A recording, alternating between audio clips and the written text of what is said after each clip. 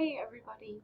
So, if you couldn't tell from the question you just did your 2-minute quick write on, we're going to start off by talking about communication.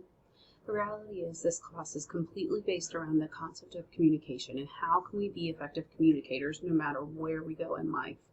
I'm going to try very hard to make all the things that we do applicable to your real life and future careers, but there's going to be times where we just have to talk about some things and think about them in a more academic way.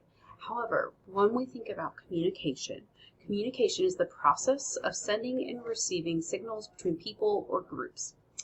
Signals, what do we mean? Why is this fancy? It's really just the idea of conveying a thought to someone or groups or someone's, and that can be done verbally or non-verbally. So sometimes if you walk into class, you're kind of huffing, puffing, you're stomping, you just kind of like sling your bag down on the floor and you just plop into the chair.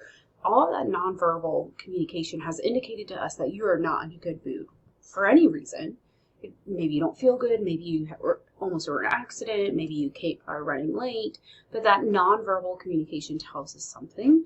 Whereas if you came in smiling and you're like, good morning, and that's a very different type of feeling being communicated there. So no matter what you do in life, communication is going to be a part of it, and you're going to have to be able to communicate well. Even if you think to yourself, I just want to work in a shop somewhere and never really interact with anybody. Well, you're going to have to communicate with your partners in the shop potentially. You might have to communicate to customers. Maybe you have to order parts.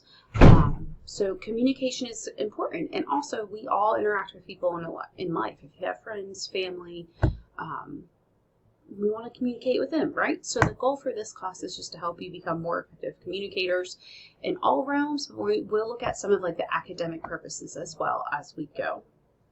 So I'm going to have you answer a couple of questions just reflectively, and then we'll keep on learning.